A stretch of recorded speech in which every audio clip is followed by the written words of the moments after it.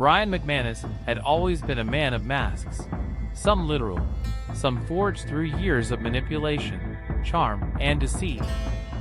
To those who first met him, he came across as a polite, somewhat reserved English gentleman with the kind of background that invites trust. A former London police officer, with a calm voice and crisp manners, Brian could make you believe almost anything. But behind that composed exterior lived a man with a long trail of secrets, broken relationships, and a pattern of weaponizing people's trust. His second wife, 63-year-old Lucille Ann McManus, affectionately known as Miss Ann to friends and family, would ultimately uncover the most dangerous of those secrets. And when she did, it cost her life. Lucille Ann was no fool. She had lived a full life, widowed once, independent, and known to be generous to a fault. In 2020, she was lonely, like many at that stage of life. She had spent her years giving to others, her children, grandchildren, community, but now, in her 60s, she was looking for companionship. It was this longing that led her to Tinder, a place not typically designed for people like her, but one where, sometimes, fate introduces danger disguised as affection. There, she met Brian McManus. Charming, soft-spoken, a fellow traveler who claimed he, too, had loved and lost. Their connection was fast, maybe suspiciously so. Within 3 months of matching, they were married. Friends and family expressed quiet concern. It was all too quick. But Lucille was convinced she had finally found someone who could appreciate her for who she was. What she didn't know then was that Brian wasn't in Georgia looking for love. He was hunting for a lifeline. After being dismissed from the London Metropolitan Police following multiple accusations of sexually threatening behavior by female colleagues, Brian had seen the door to his career in law enforcement slammed shut. His first marriage had already collapsed after an arrest for domestic violence. His record in the UK was tainted, his reputation beyond repair. Coming to America wasn't just a change of scenery. It was an escape from the consequences of his past. Brian needed a green card, and Lucille, warm-hearted and perhaps too trusting, became the key to that goal. Prosecutors later revealed that the marriage was less about romance and more about access to legal residency, a fresh slate, and the ability to continue a life of manipulation, this time in a new country. The marriage may have begun with lies, but Lucille didn't realize that until it was far too late.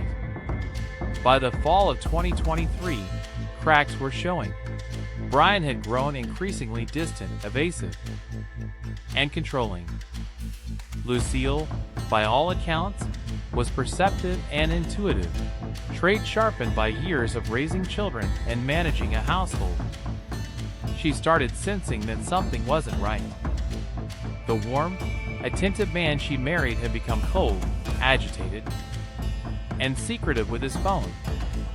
Then came the message. A romantic text sent to Lucille, clearly meant for someone else. It was the final clue. She confronted Brian, and everything unraveled. Not only had he been cheating, but his lover was in Florida. But he had seemingly maintained the affair the entire time. Worse yet, Lucille began to piece together the truth about her marriage. It was a sham, a transaction. She had been used. On the morning of November 24, 2023, the Warner Robins Police Department received a 911 call from Brian McManus. He was breathless, panicked, claiming to have returned home from walking the dog to find his wife unresponsive in the bedroom. Officers arrived at the modest suburban home in Georgia, expecting a tragic case of suicide. That's how Brian had framed it. His wife, distraught, supposedly took her own life. But when investigators walked into the bedroom, the scene didn't add up. Lucille was lying unclothed on the bed, with a severe head wound. blood spatter on the walls, odd inconsistencies in how the body was positioned, and the sheer brutality of the injury immediately raised alarms. This wasn't suicide. It wasn't even a botched overdose or accident. This was something else entirely. Investigators noted that there was no weapon nearby, nothing that would match the nature of the wound. And why was she naked? There were signs of struggle. Red flags began rising rapidly. And when officers spoke to Brian, his behavior raised even more. He appeared composed but unemotional, disturbed not by the loss of his wife, but by how the officers were looking at him.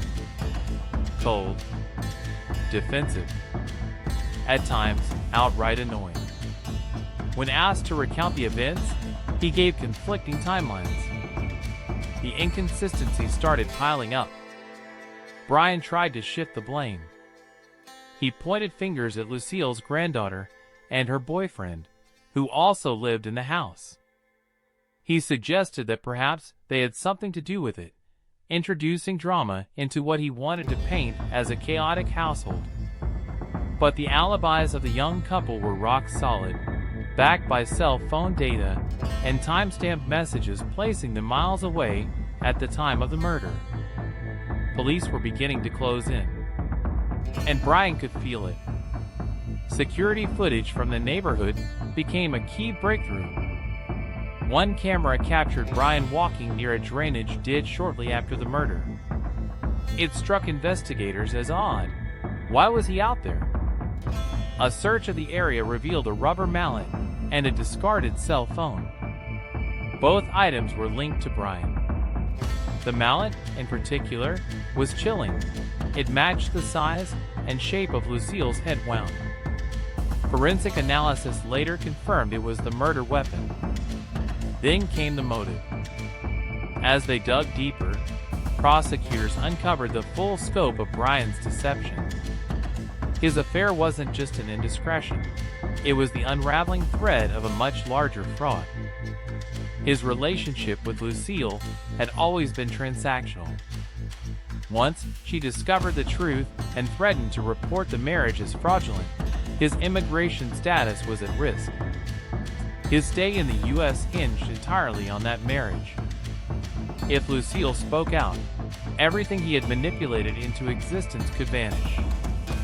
He would lose not only his visa, but also his new identity. And that, to Brian McManus, was unacceptable. Witnesses came forward, neighbors, friends, even co-workers, describing Brian's coldness, his ability to fake empathy, and his growing frustration in the weeks leading up to the murder. Assistant District Attorney Justin Duane would later describe him as a textbook narcissist, a man so consumed by control and ego that he could rationalize murder to protect his lies. He used her to abuse our immigration system, Duane said in court. And when he got caught, he killed her. But even after committing the crime, Brian didn't panic. He didn't flee. Instead, he calmly cleaned the scene, changed clothes, and walked the dog as if nothing had happened. It was all part of the performance. His voice on the 911 call was rehearsed. His answers were clipped, deliberate, but the weight of forensic evidence, digital trails, and behavioral inconsistencies soon collapsed the facade. In the days that followed, police pieced together a timeline that made one thing chillingly clear. This wasn't a spontaneous act of rage. This was calculated. Brian had waited until Lucille was most vulnerable, fresh from the shower, unarmed, and isolated. He struck her when she wasn't looking, then strangled her to ensure death. The coldness of that act alone stunned even seasoned investigators. Then he attempted to erase his involvement, blaming innocent family members, tampering with evidence, and hoping he could manipulate the system one last time. But the system fought back. After days of mounting pressure, conflicting stories, and a growing mountain of forensic evidence, Brian McManus was finally arrested on suspicion of murdering his wife, Lucille Ann. It didn't take long for the evidence to overwhelm any defense he might have attempted. The discarded mallet, the phone dumped near the drainage ditch, the blood stains on his clothing, and Lucille's own suspicions outlined in text messages, each element wove together a damning narrative. When police formally charged him with malice murder, felony murder, and multiple counts of aggravated assault, the illusion of innocence Brian had so carefully curated began to fall apart. Inside the jail, Brian remained stoic. He refused to speak to investigators without an attorney. To the outside world, he was a retired British cop turned grieving husband. But behind bars, he was increasingly viewed as a predator, a man who had used the legal system, a vulnerable woman, and an entire country's immigration laws for his personal gain. His calm demeanor only deepened suspicions. He did not ask about Lucille's funeral arrangements. He did not express grief. Instead, he asked about extradition, sentencing guidelines, and whether his status as a British citizen would help him negotiate a lesser punishment. The prosecution, led by Assistant District Attorney Justin Duane, prepared to make an example out of McManus. From the outset, Duane emphasized that this was not a crime of passion. This was premeditated, cold, calculated. A man had deceived a woman, married her under false pretenses, and killed her when she tried to expose the truth. Duane's opening statements in court were blunt. Brian McManus didn't just murder his wife. He erased her. He tried to write her out of the story like she never mattered. But Lucille Ann mattered, to her family, to her community, and to this system of justice. The courtroom itself became a stage for the final unraveling of Brian McManus. Witness after witness testified, painting a chilling portrait of his character. Lucille's daughter described how her mother had become withdrawn and fearful in the final months. A neighbor recounted hearing what sounded like an argument, followed by a loud thud the night before the murder. Forensic analysts showed the jury photos of the mallet, the blood spatter, the cell phone found in the ditch, and the traces of DNA that tied it all together. But it was the text from Lucille, sent in the days leading up to her death, that resonated most powerfully. "He's not who I thought he was," she had written to a friend. "I think I made a mistake. He lied about everything." Those messages became Lucille's voice in the courtroom. They humanized her, turning the trial into not just a legal proceeding, but a battle for dignity. The jury listened in silence. At no point did Brian take the stand in his defense. His attorneys argued that the case was circumstantial, that there was no video of the murder, no eyewitness. But in modern forensics, that's no longer necessary. The pattern was unmistakable. The motive was glaring. The timeline indisputable. Perhaps most damning of all was the prosecution's breakdown of Brian's internet search history. In the week before Lucille's death, he had looked up how to prove a suicide, fastest ways to make a head wound fatal, and will a fake marriage affect my green card? These were not the curiosities of a confused man. They were the digital footprints of a killer preparing for the aftermath. Prosecutors argued that Brian's plan had always been to silence Lucille before she could file a complaint with immigration authorities. If she had, his entire life in the U.S. would have collapsed. The defense tried to float alternative theories. Maybe Lucille had fallen. Maybe someone else entered the home. Maybe the granddaughter's boyfriend had something to hide. But the jury wasn't buying it. The evidence was too consistent, the timeline too exact. Every thread the defense pulled had already been sealed shut by forensic analysis and digital data. The jury deliberated for less than 4 hours. When the verdict came back, guilty on all counts, Brian sat stone-faced. No emotion. No protest. Just the same cold gaze he had carried since his arrest. He was sentenced to life in prison without the possibility of parole. The courtroom was still. Lucille's family wept quietly. There was no cheering, no applause, just the quiet relief of justice, tempered by the lingering weight of loss. But outside the courtroom, the impact of the case rippled outward. In the weeks following the trial, public discussion erupted around immigration loopholes, online dating fraud, and domestic violence among the elderly, issues that had been neglected for too long. Advocacy groups cited Lucille's case as a warning. Predators do not always appear violent at first glance. They are often charming, practiced manipulators who weaponize loneliness and trust. Lucille was not naive.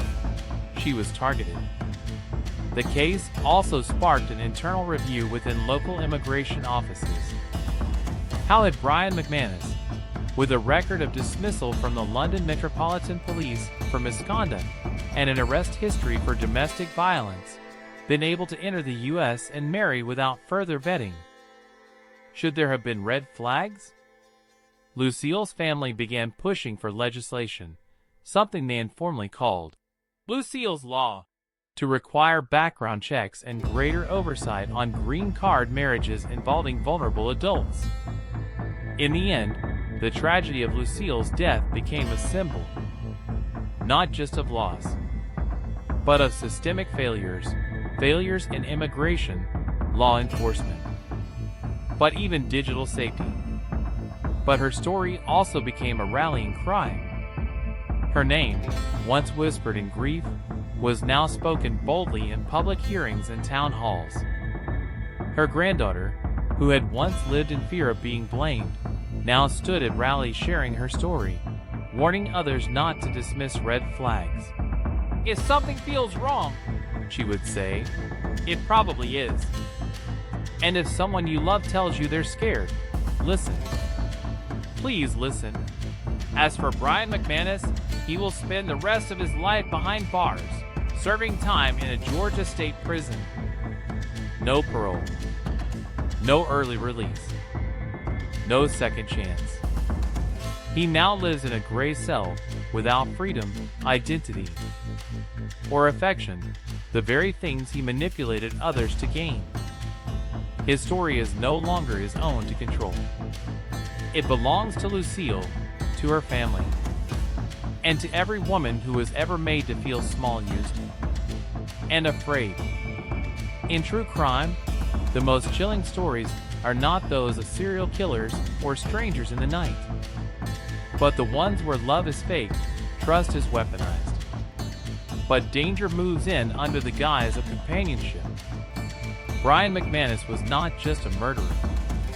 He was a con man of the heart, a man who wore decency like a costume and discarded it the moment it no longer served him. In exposing him, Lucille Ann McManus became more than a victim. She became a voice, one that will not be silenced.